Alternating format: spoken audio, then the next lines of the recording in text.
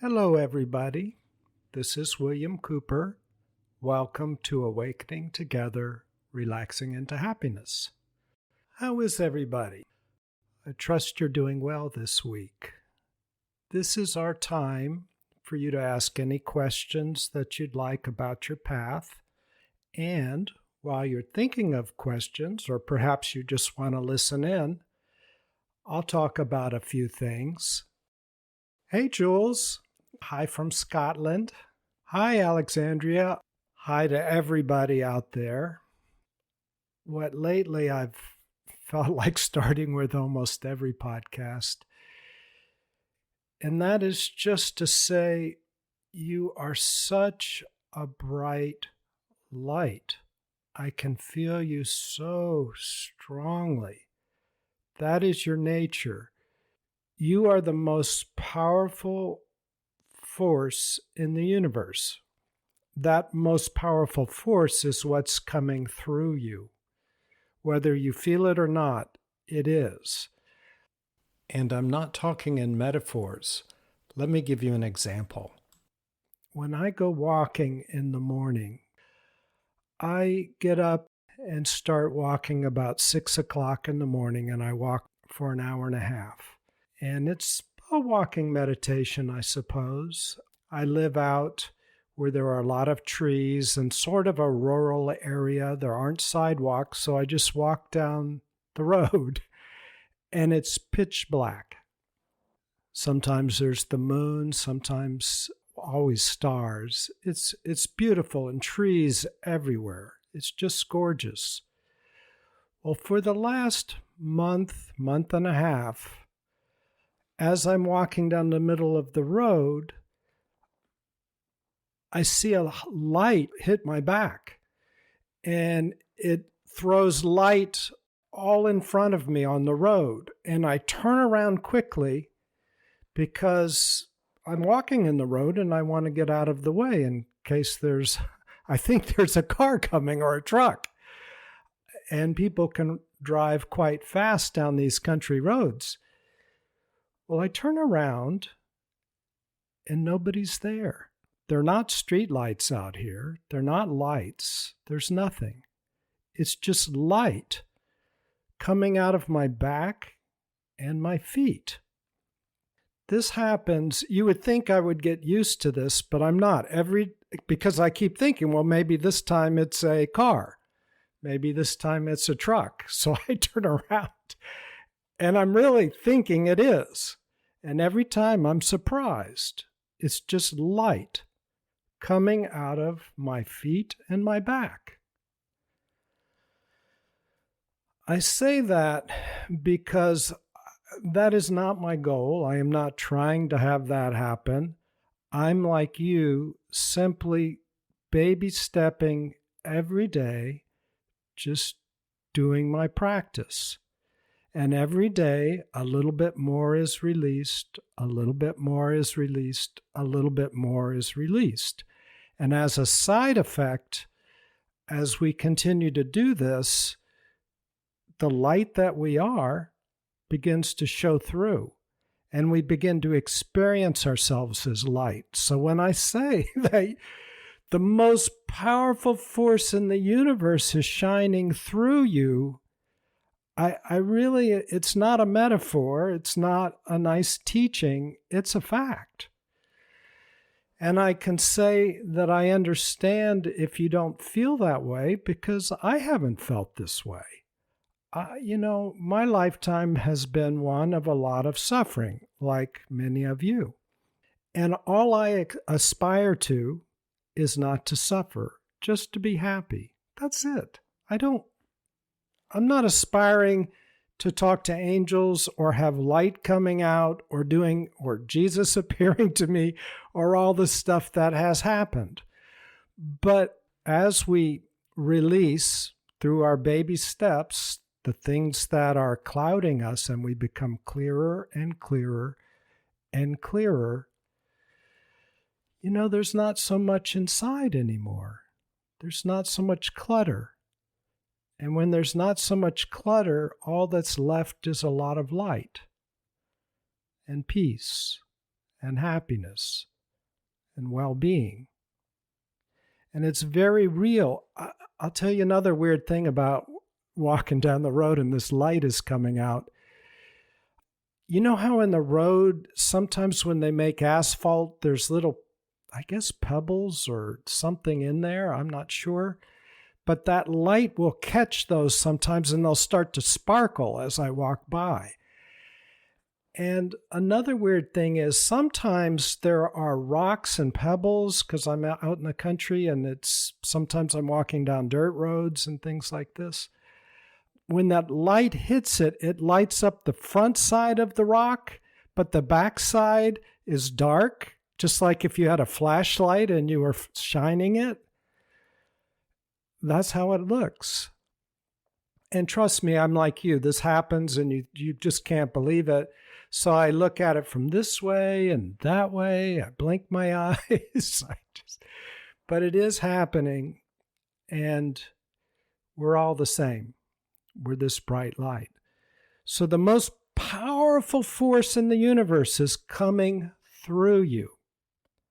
And you might ask yourself, well, why can't I feel it? That's what I used to ask myself. I didn't always feel it. And I'm going to get to some of your questions that you have previously sent in to our group or on the reviews. And that's what's kind of setting the stage for why I'm talking the way I am right now, too, because it will answer some questions. Well, you may remember in podcast 81, if you've listened to many of these podcasts, somebody asked me about my experience when the first time Jesus really fully appeared to me in a vision. And I talk about it at length in podcast 81. But I'm going to fast forward and just talk about one snippet of that because it has to do with what somebody else sent in. One of the things that happened when he appeared, this will sound strange, but you remember in the old days when they had overhead projectors, like you would put a transparency on this lighted platform and it would project up through the projector and onto the wall or something. That's so old school that I don't know. Some of you may not have even seen one of those things. But anyway, so when Jesus appeared in this vision, one of these overhead projectors also appeared. And he said, you and I are the same. And, I didn't know what to make of that. So to prove it, he put on the overhead projector a transparency of his nervous system, and it was completely clear and clean, and that bright light was shining through. It was radiant. And then he put on top a transparency of my nervous system, and it was exactly the same, except they were like 5 little black dots, like a pencil lead, like if you took the tip of a pencil and just made a little black dot. And there were 5 of those in a row in a straight line, 4 or 5 little black dots. And he said, that's the only difference. Just let go of those black dots and we're the same. There's no difference. And that's all. He didn't say how to get rid of the black dots or how to let them go or anything, but he just showed me that's the only difference. Okay, fast forward. So a couple days ago, somebody sent in this to our group, and for various reasons, they want to remain unnamed. And they had, years ago, you might call a near-death experience or something like that. They were transported, they were out cold, going through a lot of duress and difficulties in their life, and they were transported to a different realm, you might say. And that's where they were. And different beings would come talk to her, maybe 50 or 60 different beings. But the main thing about this experience. I'll pick up at the main part where she says, the man on my left did all the communicating, and I felt I must not look at his face, for if I did, I would not be able to leave him. So I glanced down at his feet and saw a long white gown and feet in brown open sandals. I had a strong feeling that I had to make a decision. Then the man on the left side showed me the planet Earth. The space around us was vast and black, and there down to the left was planet Earth. It was beautiful, shining blue, and seemed to glow in the darkness.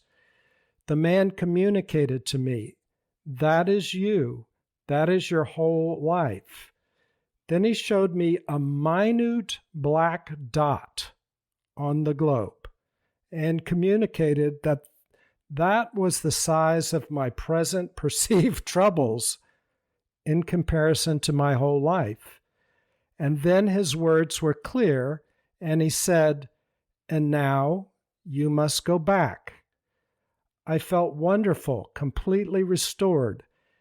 The interesting thing to me is the fact that I really seemed to be in space, and the image of the Earth had never been seen the way that I saw it until man got to the moon a couple or so years later.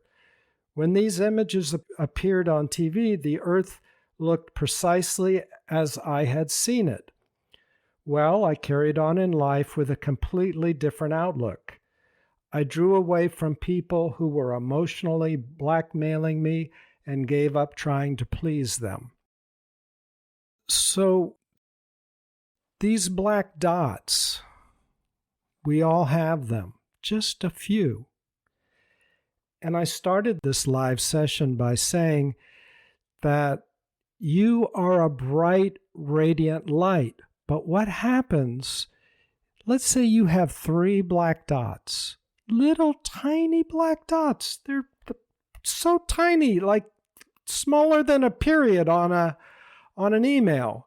The rest of you is explosive light, but you have this little tiny black dot.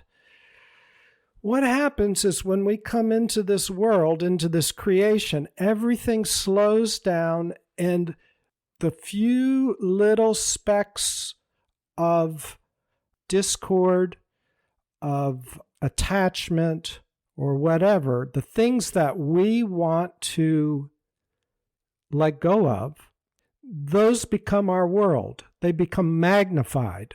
So that's all we can see. We think all we are these black dots because they look like icebergs. They're so big when we're down in this world. It's like we're living through a magnified situation, and all the dots seem like that's all there is dots. But I'm saying that really all there is bright light and just 2 or 3 little black dots, just like this other person was saying. And that's your state of affairs. So I want to sort of pick up from that right now. You are this bright light, and it's palpable. It's a real thing. What's flowing through you is the most powerful force in the universe. You know what the second most powerful force is? The power of creation, the power of a story, because that's how we create, through manifestation. All that exists to start with is consciousness, is you. That's what's flowing through you, this consciousness. That's all that exists.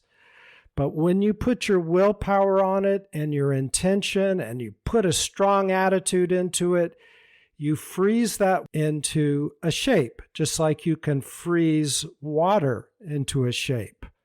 You could freeze water into the shape of a knife or anything. Well, you can create in this universe. You can have goals and create your goals. You can have a vision for your life, and you can create that vision. You can manifest things, especially when you're very clear. When you're not clear, it's a little bit more difficult to manifest clearly, because The part of you that is clear comes with a clear intention and shapes consciousness in the direction that you want it to go. And every part of you that's unclear is shaping consciousness in the opposite direction. So you get a blend. And maybe that's why people get discouraged a little bit when they try to manifest things. But you can see very plainly, you can take consciousness and you can create a thought. That wasn't there, and then boom, you create a thought. You create an object. It's a thought. That's an easy one. Or you create an image. So the most powerful force is consciousness. That's all there is. That's like water. And the second most powerful is the power of creation, where we freeze the consciousness into the world that we want. And that would be like freezing water into a shape. So how powerful is the power of our creating power? Well, this world is here. Creation is here. Existence is here only as a result of a story. Because beyond creation, our deepest self, which is quite silent, but it has the potential of all things, that comes down into creation, but that comes from a vision. So embedded in the deepest silent part of our being is this creative power. And how strong is it? It's as strong as gravity or electromagnetic forces, because that's what holds the world together. The created world, the result of a vision, is held together by gravity and these forces. That's your creative power. So you have the power of consciousness and the power of willpower, creative power.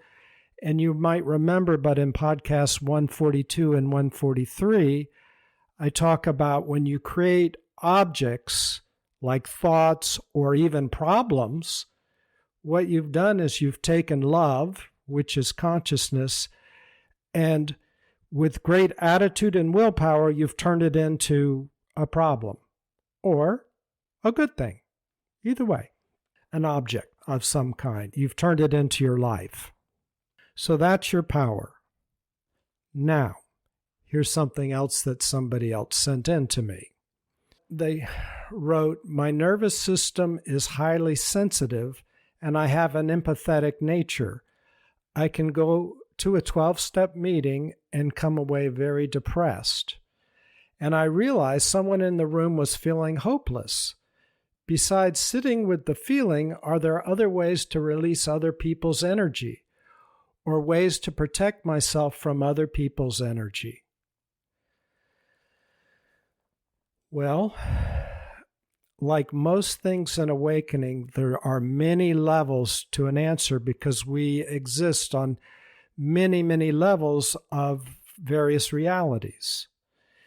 In the past podcasts, we've talked about how to dissolve objects that we've created, like old thoughts or old problems or old emotions that are troubling us. First, we let them, as a generalization, I'll say, first we let them come to our awareness, into our consciousness, release their energy, unwind, and as they release their energy and unwind, we let them look around and see that everything is okay now, because often when we created the problem, for instance, we might have been a small child being hurt or being afraid or having problems, and we haven't updated our files. That's why this troubling situation is still going on inside of us, because we think it's still very real. We haven't been able to release it. So when we bring our old fears into the present, we let them unravel, let them release their pent-up feelings, fear, anxiety, hurt, whatever it is. Then they look around, they see that it's okay, they breathe that in, begin to relax, and as they relax, they begin to dissolve. Tensions dissolve when relaxation comes in. They begin to dissolve, let go, and dissipate.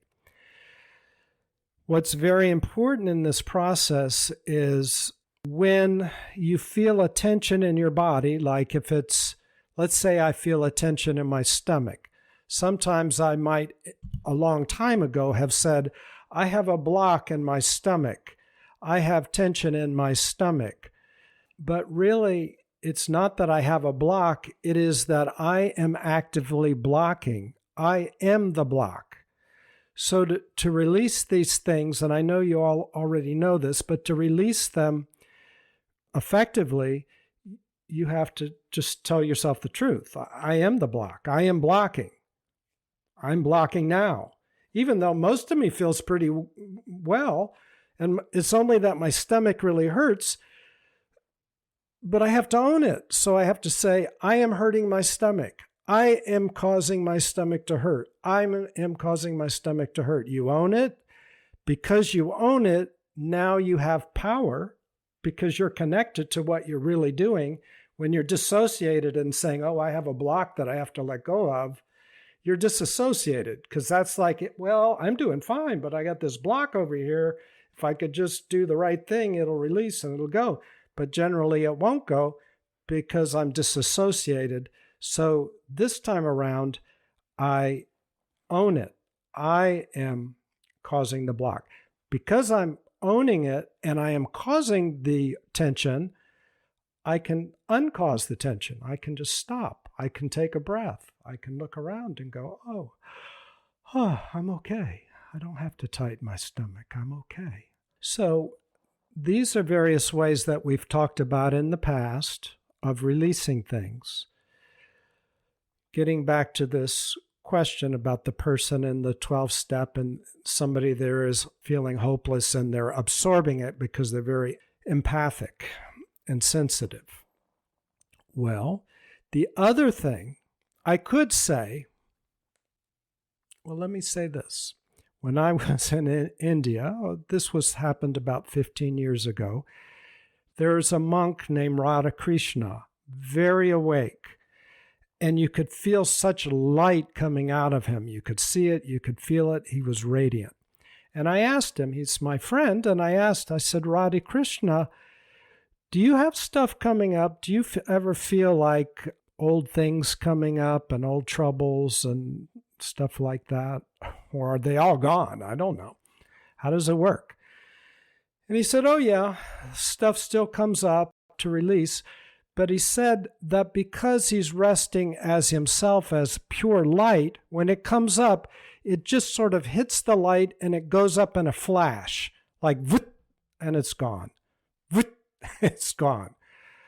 Because it breathes in the light, and that light is so strong, it melts the ice cubes very fast. So what he's doing, have you ever heard of the phrase, take refuge in the Buddha? Take refuge in your inner light, in your inner nature, because if you are resting in your center, everything vaporizes. Nothing can touch you. That's because you're that powerful, as we started this live session saying. You're that powerful. The power of the universe is coming through you, this immense light. Think of it as lightning that doesn't stop. Just lightning that just keeps on being that intense the whole time. That's you. So that's taking refuge in the Buddha. So our friend that's at the 12-step meeting, if they're taking refuge in the Buddha, there's nothing that can get in. This hopeless feeling just vaporizes. It doesn't get in. It vaporizes. So why don't I just tell her that? Take refuge in the Buddha. Well, that's not so easy, is it? You hear that? Okay, take refuge in the Buddha. Okay, great. How? How do I do that? I don't seem to be able to take refuge in the Buddha, my inner nature. I don't seem to be able to stay there. Why? Well, because of the second force in the universe, that very powerful force, the power of story, the power of creation. Stories are the most powerful thing, and they can pull you out of your Buddha nature. Think of it this way. Have you ever binged TV shows? Like you're watching a drama and it's so good you want to watch the next one and the next one and the next one and the next one? Or a movie? Ooh, this is so good. I don't want to leave the movie in the middle. No, I don't want to leave it. Sometimes people go on vacation and they're in a beautiful place, but they get caught up in the movies that are provided in the beautiful place and they never go see the waterfalls, or very little, because they can't put the movie down. It's that good. That's the power of a story. Well, every person has a story. And when you see a face, just by seeing a person's face, don't you know their story in a way? Do you like to people watch? That's seeing a story. When you see their face, do you like to watch, what are people wearing? Their clothes are telling a story. Everything is a story, and stories are very powerful. They're captivating, which is good. It's fine. It's fine to be captivated. However, if your goal is to awaken and you want to rest in the Buddha, you don't want to be addicted to a story, because addictions will pull you out of yourself. You get pulled into your addiction, and the most powerful addictive substance in the world is a story. So how do you rest in the Buddha? How do you do it? Well, like everything, you have to take baby steps. For instance, what I found to be helpful, let's say I'm walking on the beach, or I could be at the supermarket, or I could be anywhere. I don't get weird about it. Like if I go to the supermarket and I walk in and there's a greeter, I say hi.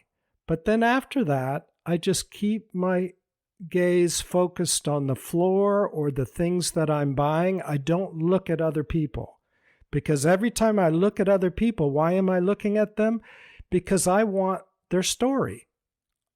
I'm addicted to stories. I want to jump into their story. Oh, that's an interesting person. Oh, I wonder what they're getting. I wonder what they're doing. Oh, why are they in a hurry? I don't know. What are they doing?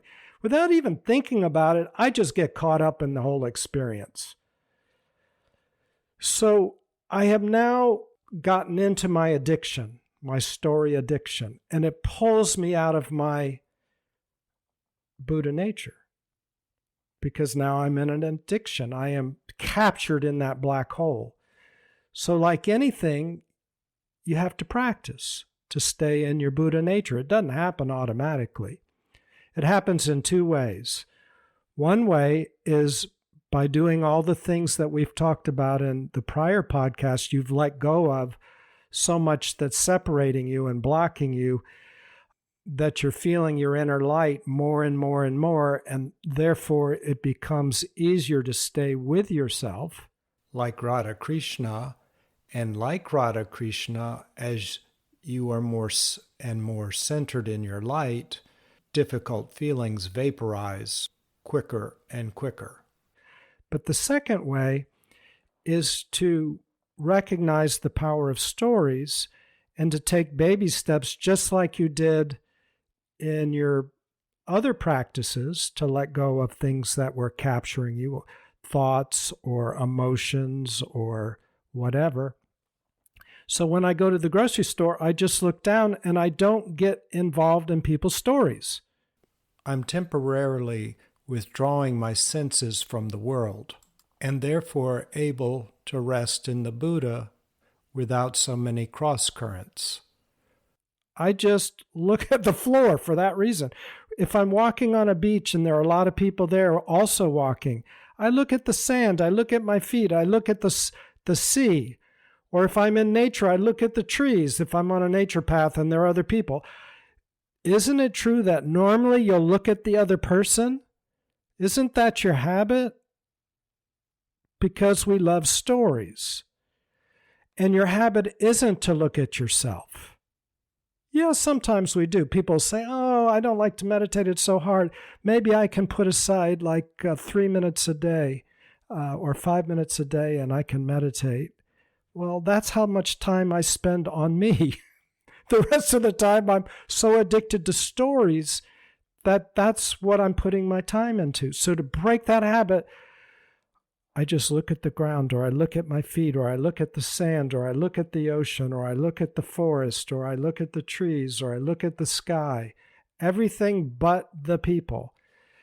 Now, that's a hard thing. And like everything, you want to do this gently. So yeah, maybe do that for 5 minutes. And then the next time you go to the supermarket, see if you can do it for 7 minutes and then 8 minutes. But you're going to notice something very quickly when you do this. When you break your addiction to stories, you're going to notice that now you are resting inside. And because you're resting inside, you're going to notice two things. First, you're going to notice the light that you are. And secondly, you're going to notice remaining little black dots that you're not, that will be releasing. You're going to notice those two things. So that is the state of affairs inside of you.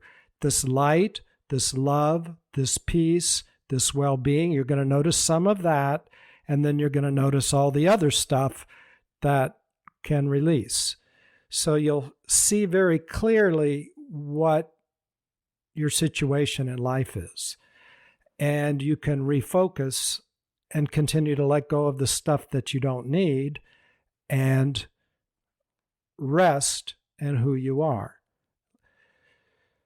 Oh, I think around 3 podcasts ago, I talk about whenever you feel light inside or happy or love, even a flicker, rest there and let the rest go, and that's awakening. So this is part of that process. You have to be able to stay with who you are and let the rest go. Initially, though, that may just be a little too difficult because the addiction to stories is just too strong. Later, when you're centered in your Buddha nature, you can approach stories, you can interact in stories, and when something comes up that's pulling you, the addiction, you can feel it, you can let it express its energy and do all the other things that we've talked about in previous podcasts to let that pull go, let it dissolve. By the way, the best way to listen to these podcasts, if you're new to all this, is to start at number 1 and work your way forward, because each podcast builds on the last. And as you clear out and you recycle back through these podcasts, you become more vast and deeper and clearer, and things make different sense because you're different every time you circle around. And so far, there's, I think, 156 podcasts. You can supplement other people's podcasts with this podcast. You can do your own thing. It doesn't matter. These are just designed to be helpful, to support you wherever you are. And if anything in these podcasts doesn't resonate, just disregard it and move on. So, you might remember in one of the past podcasts, I alluded to something they do in mindfulness, which is if a thought comes up, rather than getting captured in the story of the thought, because all thoughts are stories, we create these thoughts and they are stories. If you watch your thoughts, they're stories. What am I going to do today? Or why don't people love me? Or I need love? Or how do I get love? That's a story. It's a drama. So I get sucked into them. And so in mindfulness, the way you don't get sucked into them is they come up, they have their own energy, and you just label them thought and then let all of it go. If it's an emotion, you just label it emotion. You don't get into it. You don't think about it. Yes, you see it, it comes up, and you just say emotion or thought or whatever, and you let it go. In the 2 or 3 podcasts I did on mantra meditations, we go into that fairly deeply in many different ways, and you can listen to those. The reason I bring this up is because this next comment talks about stories and does a similar thing. I'm going to edit this one as well. This is from Patricia. And she says, "Hi, William. I also experienced these feelings as this person did in the 12-step program. I can be in a supermarket, standing in a queue for the bus or train, or just sitting at a park while people pass by. If I'm near someone who is suffering with negative energy, I often pick it up. Sometimes I see an event in their lives where the negative energy entered their psyche. Given that I cannot do anything practically for them, and as you advise, William, I do not get involved with their story. And as a consequence, neither their negative energy or their suffering affects me. That's just what we have talked about. But she goes on to say, but what I do is when I recognize it, I feel it, and out of compassion, I give it to Jesus. I simply say a little prayer, Lord Jesus, please see this person and take him, her to you and their suffering. And then I thank him for the power of his love. Come unto me, all you who carry heavy burdens, and I will give you rest. Matthew 11:28. Anybody can call upon this energy. I call upon the Master Jesus, but as you have often mentioned, William, it could be Buddha, it could be your favorite saint or guru, or simply Mother Earth, whose pure healing energy is all around us for all of us to feel and see. And then she goes on to say, something came up on the TV news about a particularly brutal murder. The murderer's mugshot flashed up on the screen together with some brutal accusations against him. All I saw in that sad face was a very young boy being brutally beaten by his father. And so at that time, I used the same prayer, that Jesus would take that child into his arms and heal him with his love. This is available to all of us. So what Patricia is doing is both not getting involved in the story, but also doing something related to what you do in mindfulness. In mindfulness, you might label a thought or an emotion rather than diving into it. You simply say thought or emotion. Here, Patricia's doing something else not to dive into it. She's seeing it and she's giving it to Jesus. And that is a very productive way that both prevents diving into it and getting into the story and hands it off to the higher power so that the higher power can deal with it. And you're not leaving something unfinished that might then pull you into it, which also might be beyond your capacities at the time to heal the situation, where the infinite can heal that situation. So it's far more settling, and then I'm less prone to dive into the situation because it's being handled.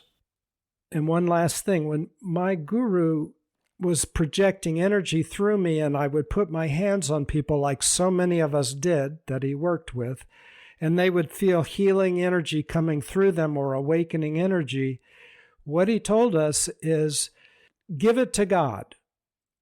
If somebody says, oh, you did such a great job, or, oh, I feel different, you changed my life, he says, give it to God. Otherwise, you inherit the karma of it all.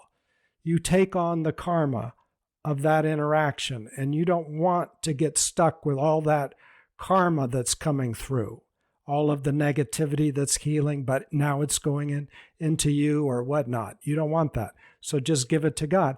And isn't that what Jesus did? Somebody say, hey, good teacher. And he'd say, there's nobody good but God. Or they said, oh, you healed somebody. And he said, no, nobody heals anybody but God.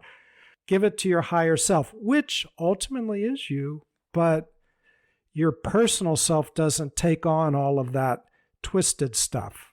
Okay. Great, Patricia, and everybody who sent stuff in. And I have more stuff that I'll get to later at another live stream, but I want to get everybody who's said something lately here. Lori says, if we are light, how does that relate to our consciousness? Will we lose ourselves as we come closer to the light? Wow, that is such a good question, Lori. Back when I would see Bhagavan, he has millions of followers, and because I was doing a lot in the United States and I was talking to him every day through his picture and all sorts of stuff that I've talked about in the past, I would see him on most years when I would visit India. We were friends.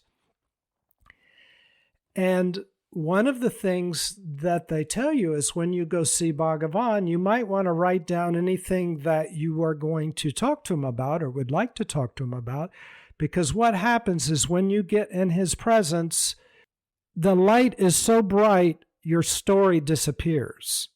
You can't hold on to your story. It disappears, and with it, all of your questions. So they say just write them down if they're important to you, because they're going to disappear. You're just going to be bright light. That will happen around any powerful person, guru. Once they reach a certain amount of power, that just happens. It happens with Amaji, happens with Karunamaya, it happens with Ganapati Sachinanda Swamiji, it happens with Satya Sai Baba, it happens with Shiva Ruda Bala Yogi, it happens with Ramesh Balsakar. Anybody I've been with that's that powerful, Shiva Shakti, it disappears. Mama, your personality disappears for a moment or two, and with it all your questions. So that gives you a preview. I think it was on the last podcast when I started out, I said, you all are so strong, I can feel your light. I know I said it this time too, but I went on to say, I find it hard to even think. I might be spacing out some because you lose your personality. So what do you keep? You're right, you do lose your personality. But the part of your personality you lose are your doubts, your fears, your anger, your hurt, and what you're left with is your beauty, your love, your peace, your well-being. It's like you on your very best day is amplified, and you on your very worst day is eliminated. You just let it go. It's like all of that stuff is tension. We call that separation or delusion. You let your delusions go. You can't hold on to your delusions. When I would ask Bhagavan questions, why would I ask him questions? It would only be because I was separated from myself and I therefore didn't know the answers. But when I was pure light, I'm not separated from myself and all is good. I don't need to ask questions. In the last podcast, I think it was, or in the last 2 or 3, it's come up about communicating with angels and Jesus and so on. And I said, yeah, I see Jesus every day at the end of my walk, but we don't talk. And I don't have any inclination to talk to him because at that moment, it's all oneness and I don't have questions, and neither does he. He's not following me and I'm not following him. We're just friends. We're just hanging out. So people get concerned that as they become light, they lose stuff, but you don't. You just lose your fears. You lose all the stuff you go to therapy for to get rid of. That's what you lose. I hope that makes some sense. If not, just type in something, or if you want to talk about it further, just type a little bit more in, Lori. Let's see, Alexandria was next. Let me find her question. Okay, here's Alexandria. I'm so curious about your description of pulsing in and out of being and the nothing. Okay, so what Alexandria is talking about in a prior podcast or two, I talk about that what I see is existence coming in and out of creation a million billion times a second. It's like a strobe light. When I look at anything, it just is flashing in and out, flashing in. It's total black, and then it's comes into creation. Like a tree, it's strobing in and out, or even this computer or this microphone or anything. It's all strobing in and out of creation. It doesn't exist, and then it fully exists. It doesn't, it does. It doesn't, it does. It doesn't, it does. But it's all one thing. It's two sides of the same coin. See, it's not like there is creation and then there's nothingness. It's all one thing. Creation is nothingness. Nothingness is creation. It's all the same thing. It's like the two sides of the same thing. That's why it strobes back and forth. Everything that is created is also made of nothing. Everything that's nothing also is created things. And there is no such thing as time, so it's very odd, but it's like that always. It doesn't really strobe in and out. It's just that I am a creature of time. I'm in this world of time. So I see it like that. But it's just constant, everything at the same time. Everything is nothing, and nothing is everything, all at the same time. I'm just seeing the phenomena of time, I guess you'd say. So there's nothing to dive into here. It's just sit still and look. I don't have the goal to see this stuff. And when I was younger, it's fun. It's mystical. It captures your imagination. But for a very long time, I just do my work. I just wake up in the morning, I do my meditation, I go for my meditative walk. I let stuff go because I just don't want to suffer. That's my only goal. I want to be happy. Because I've been doing this for a long time, now I see stuff. Now beings appear. I'm not looking for them, they're looking for me, in a way. I didn't ask when Michael showed up. I wasn't asking for him to show up. Archangel Michael, he just showed up and he brought Jesus. I wasn't asking for that. It surprised me. And of course, I'm grateful. So I would just say, do your work. When there's not so many thoughts on the inside jamming me up, then I'm available. I can become very psychic because I don't have anything jamming me up. It's clear. Now, to be clear, just like most of you, I had a bumpy upbringing.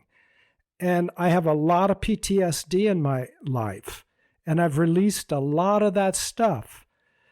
But my limbic system, fight, flight, or freeze, it doesn't ask questions. It reacts fast because it's there to protect you. And so mine is loosened up so much, but if somebody says something odd to me or something happens, I very quickly go into fight, flight, or freeze. So I'm in this body. I'm in this nervous system. It's not easy for any of us in here. So when you do your work every day, it's a constant clearing and opening up and healing and healing and healing. It's not a quick thing. It's not like driving through the drive-thru or reading one book on visualization and now Bob's my uncle and everything's great. It's not that way. But it's inch by inch, suffering leaves. It evaporates. It goes, and that's what you can see, and that's permanent. And then you feel your light all the time. And it gets stronger and stronger because there's less stuff blocking you. I hope that answers some, Alexandria. I don't know.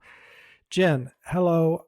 I've got pneumonia, but I'm trying not to resist what is and be with the pain. Oh, I'm so sorry to hear that, Jen. I trust you're taking good care of yourself. Jen goes on to say, this get-together is the happy point of my day. Oh, wonderful, Jen. Thank you. For the last 5 to 10 years, I've lost or couldn't find spiritual teachers, but you, William, have radiated consistent love. Thank you. I think my take-home has been that I have the answers and to trust that stop looking to others, but it's so nice to have a community. All that to say I'm so appreciative for what you've created here, especially now where the world is as dark as it is, yeah. Love how much light we're spreading. A logistical question. How often do you check the news? Some people say unplug, don't believe the news, etc., but it doesn't resonate with me. The news is divisive, though, and brings up a lot of appropriate emotions like fear, sadness, grief. Yes. Do you check once a day, once a week, or is it all a story and you stay in your Buddha nature? I'm doing all that I can be to be peace, to radiate love. Beautiful question and observations. I listen as much as I want. It's multiple times during the day. But I've noticed I don't like to so much anymore, and it's decreasing and decreasing and decreasing. You just have to listen to your heart. If there's no rule to any of this, just do your spiritual practice. Do your meditation, do your walking whatever you do it. And then you're free for the rest of the day. And be aware. Notice, how does this affect me? Is this pulling me out of my Buddha nature? Okay, maybe it is, but I want to do it. That is an addiction. I've got it, but I'm getting less addicted and less addicted. And at the same time, it's good to know what's going on, so there's not an answer. Just keep doing your practice, and the clearer you get, the less you'll be getting involved in this news. Because I remember what Bhagavan said a long time ago. He said, he predicted all this was going to happen. And he said, it's going to get very, very dark. This was, I think he was talking around 2011. And he said, it's going to get very dark and black. And what's going to happen is we're in a cycle, and more light is going to be coming into the world after 2012. And it won't be much light, but some light. And anybody who hasn't heard it might want to listen to podcast 51, Astrological Cycles and Awakening. But I don't want to get into it right now. It does make sense if you listen to it. But anyway, more light is coming in. So he says, you're going to see how bad it has been for a long time. It's just been so black. We're emerging from the dark ages now. And it's been so black and horrible, but you haven't been able to see it. So he said, just chaos is good, believe it or not, because the old structures that were already diseased and hurtful can break apart, and it can release a lot of pent-up energy that was trapped in structures that weren't good almost anywhere, and they can reform into good structures. So he would look at this stuff as cyclical, not really as a result of negativity in a sense in people. He would say the reason why we're negative is we're far away from the light. And when you're far away from the light, you become negative. So society becomes negative as a phenomena. At the same time, we can sit still and we can reclaim our light. We don't have to go with the cycle. We can be the light for the world, light for ourselves first. But I listened a number of times, but I'm getting real sick of it. So I also listen to my body, and I notice I'm getting sick of this.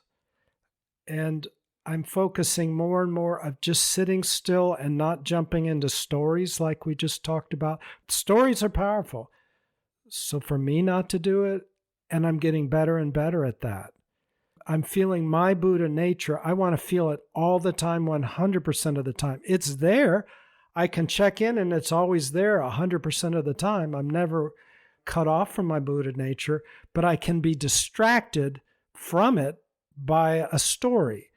And with all the stories flying around in the news these days, it's easy to get captured, and then I sit still and return. But now I got all this junk churning around, and I don't know, it's not that fulfilling anymore.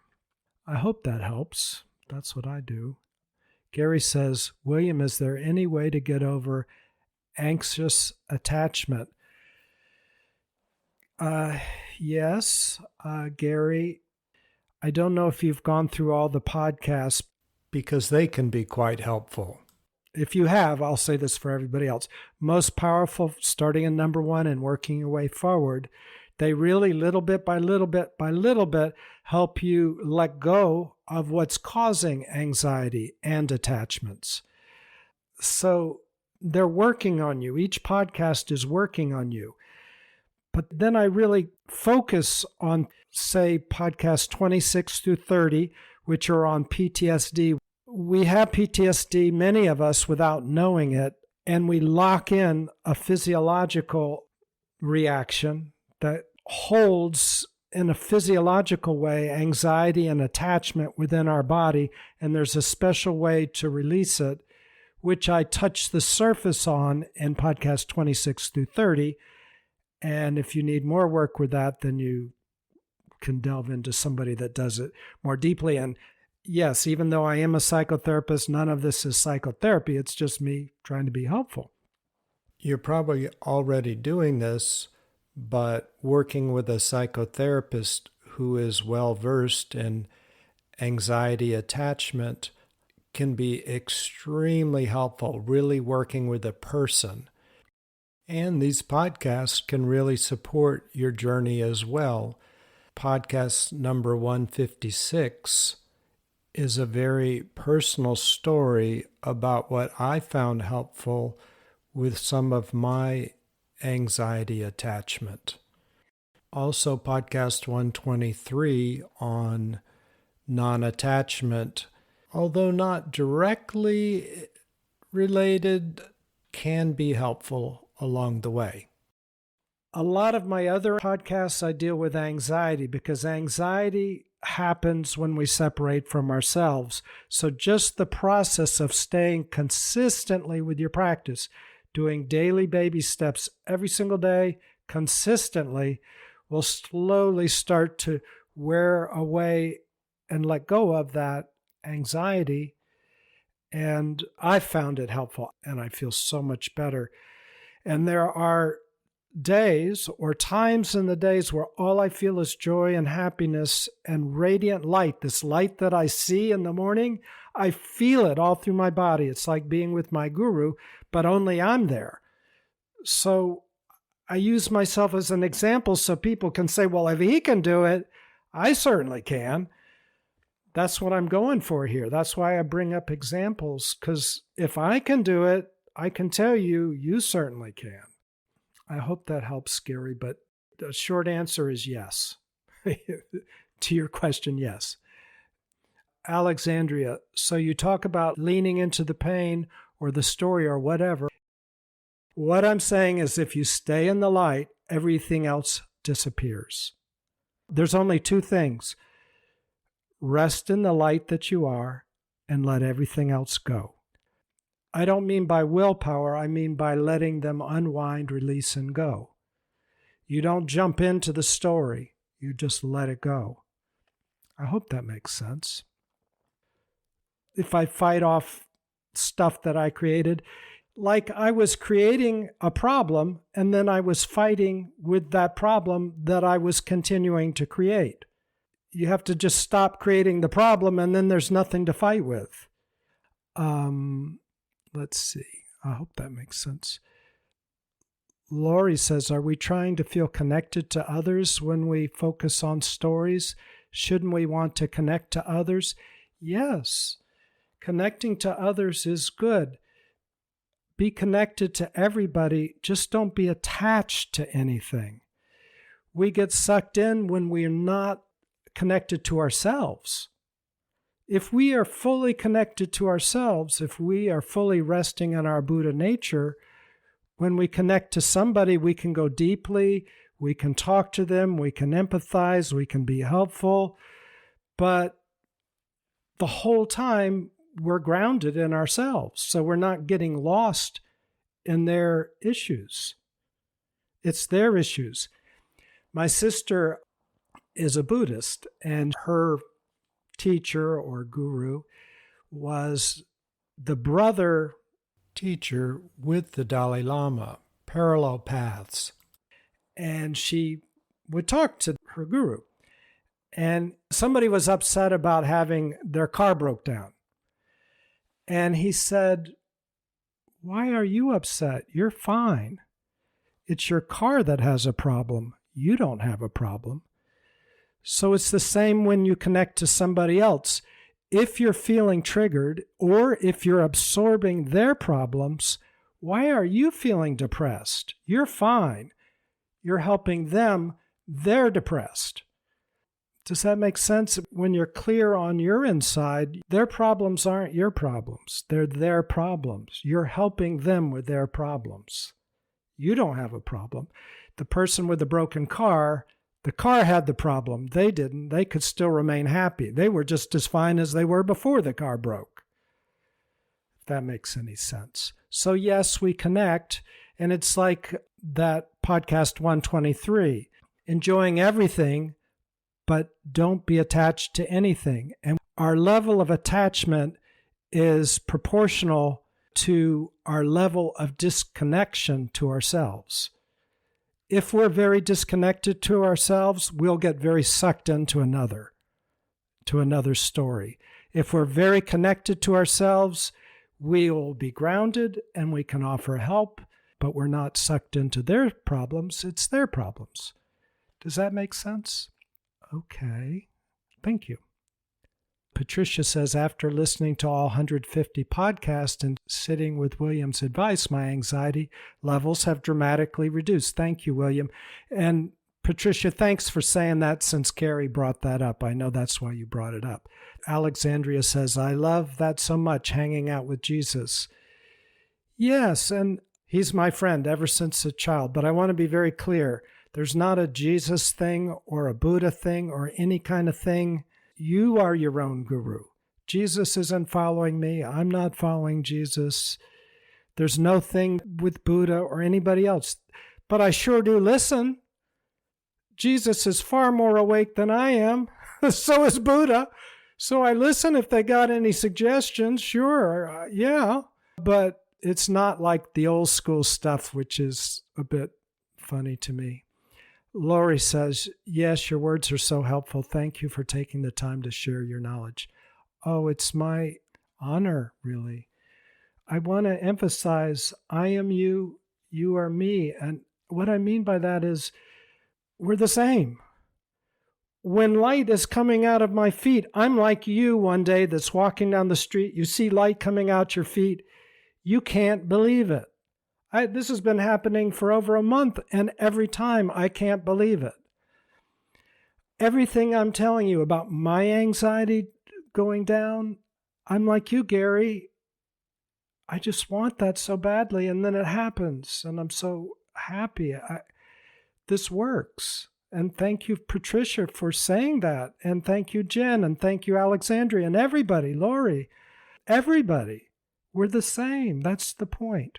And if you're going through a dark time, just keep doing your daily practice, your baby steps. It'll be fine. And if you don't feel like we're the same, oh, he saw Jesus or lights coming, I'm not the same, that would never happen to me.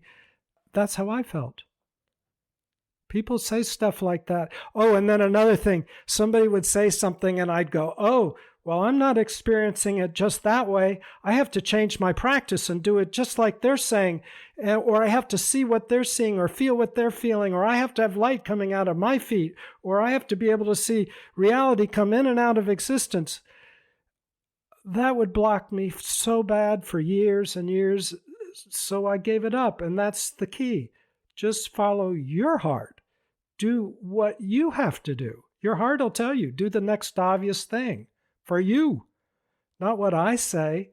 You might listen to some of the stuff I say because I think it's pretty helpful. I've gathered some thoughts over the last 50 years, and I've left off the unhelpful stuff and kept the helpful stuff. So my goal is to be helpful for other people, but don't make it a thing that you have to do. It might not apply to you. But if something is helpful, then good. Use it. That's good. Okay, everybody. It's so good to see you. Always so good. You're doing so great, and you're asking great questions. So thank you for asking. Thank you, everybody, for asking your questions. And I hope you do every time. Okay. Have a good day. Thank you. You're doing so well. I love you. Thank you. Bye. Good to see you all. Take care.